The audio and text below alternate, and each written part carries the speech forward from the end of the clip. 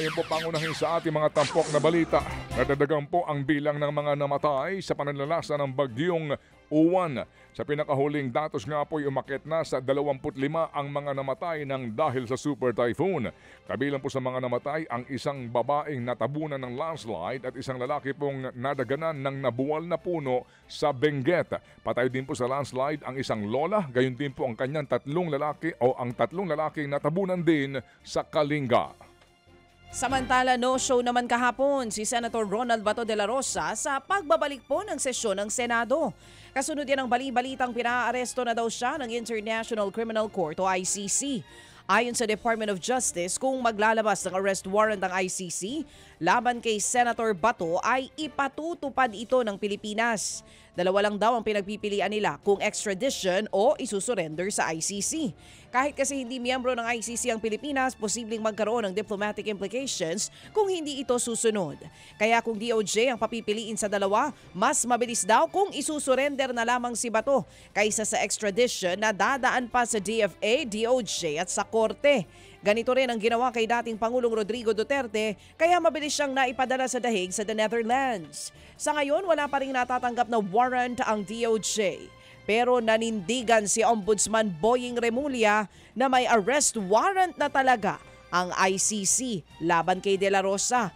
May payo naman si Senator Ping Lacson kay Senator Bato.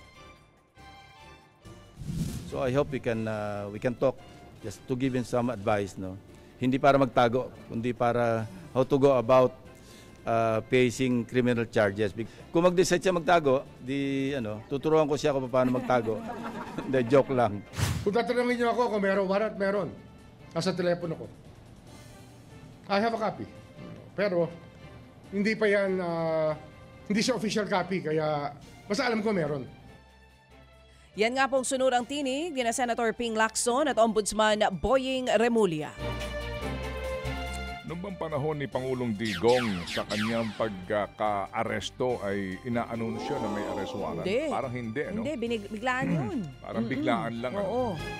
Pero dito ho ngayon, inaanunsyo po na meron daw pong arrest warrant. Bakit? Sige. So, samantala po naman, chismis lang daw naman kung ituring ni Vice President Sara Duterte ang alegasyong siya ang pasimuno sa balaking pagpapatalsik kay Pangulong Marcos Jr. Sa post ng kolumnistang si Mon Tulfo, sinabi niyang may insider list na binabantayan ang pamahalaan na nasa likod umano ng destabilization plot laban sa pamahalaan.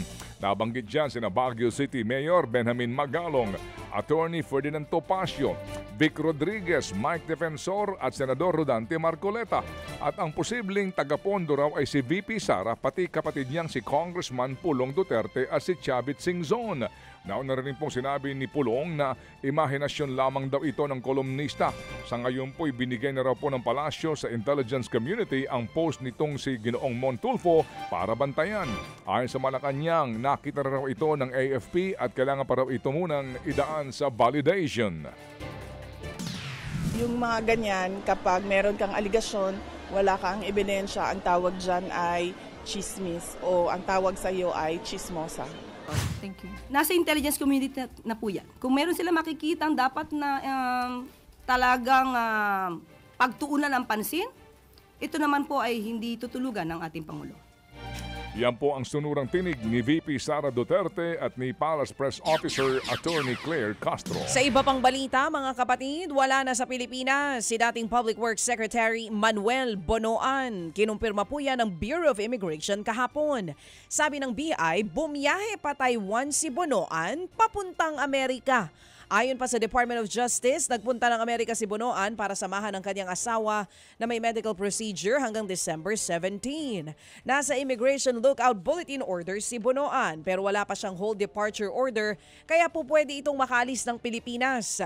Isa si Bonoan sa mga pinakakasuhan ng Independent Commission for Infrastructure o ICI dahil pa rin sa maanumalyang flood control projects. Samantala po naman kasalukuyan pong nasa intensive care unit daw si Chief Presidential Legal Counsel Juan Ponce Enrile ay sa kanyang anak na si Katrina kasama raw ng ama ang kanilang buong pamilya.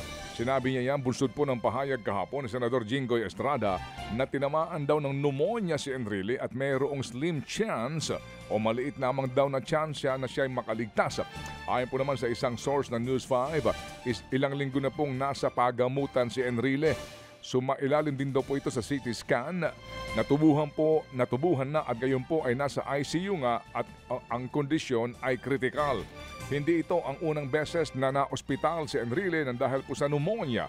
Mayo noong taong 2022 nang tamaan po ng severe pneumonia at COVID-19 si Enrile pero siya po ay nakaligtas dito. Pebrero 2025 nang ipagdiwang po ni Enrile ang kanyang ika-101 taong kaarawan. Pero meron pong informasyon nga na doon sa pinakahuli pong birth certificate daw na nakuha ay lumalabas na 103 years old na ngayon si Ginoong Enrile. Mga kapatid, brothers and sisters, saan ka pa? Dito na tayo sa totoo. Dito na tayo sa True FM. Mga kapatid, mag-subscribe and follow po kayo sa social media accounts ng True Network PH. Yan po kami. Hanapin nyo lang True Network PH, Facebook, Instagram, YouTube, TikTok, and podcast. Mapa Apple or Spotify man yan, mahahanap nyo kami. Lahat ng mga napapanood at napapakinggan nyo po sa programa, nasa social media accounts namin yan. So, paano mga kapatid? See you sa social media!